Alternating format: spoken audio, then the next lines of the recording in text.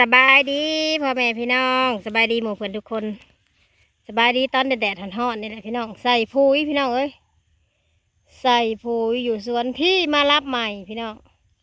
สวนบ่อนมาทำใหม่พี่น้องเอ้ยเฮาก็สิทำปีนี้ใส่ปุ๋ยพี่น้องเอ้ยยังบ่ทันแล้ววงลูกใบเขียวอุกเขียวอ้าวสิได้ลงสารเลยพี่น้องเอ้ยใบเต็มคาราเบลเลยสวนใหม่พี่น้องสวนไม้สวนมาเห็ดใหม่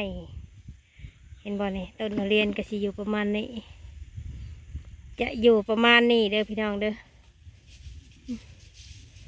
อร่อยมั้ยพี่เด้อวันนี้มันยังเหลือแถวนี่นี่แถวหมองคอยอยู่นี่สวนใหม่พี่น้องไอ้สวนใหม่ไฟแรงจัดเต็มคาราเบลโอ้โห200 กว่าต้นพี่น้องไอ้ยาถึงปุ๋ยถึงก็สิอยู่ประมาณนี้เด้อพี่น้องเด้อใบทุเรียนต้นทุเรียนก็สิอยู่ประมาณนี้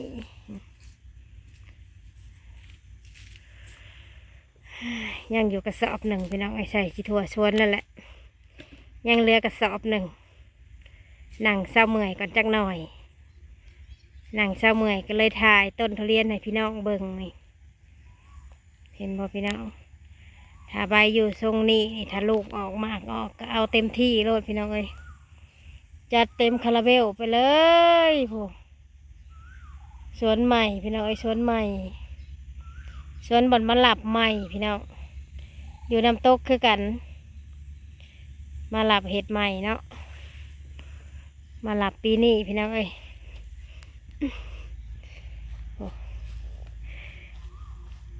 เรียนปีที่5อะไรได้พี่น้องเอ้ยปีที่5แล้วเห็นบ่พี่น้องต้นก็จะอยู่ประมาณนี้พี่น้องเอ้ยอยู่ในแปลงนี่มี200พี่น้อง200 กว่าต้น200 กว่าต้นพี่น้องเอ้ยโอ้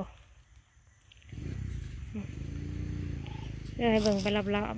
ๆบ่ได้ย่างเลาะสวนได้พี่น้องเอ้ยปิ่นกล้องไปให้เบิ่งไปรอบๆนี่เบิ่งโลดใบนี่เต้นหัวต้นสมบูรณ์แบบที่บ่ต้องห่วงพี่น้องไอ้พวกแคนลูกนี่ต้นละ60-70โลดเพราะว่าเรียนปีที่5แล้วพี่น้องปีนี้เนาะ4 ปีผ่านไปแล้วเอาลูกปีที่5เด้อพี่น้องเด้อให้เบิ่งไปรอบๆเนาะพี่น้องเนาะ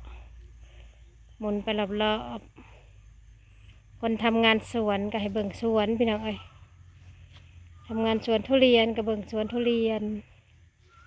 เอาบาททีนี้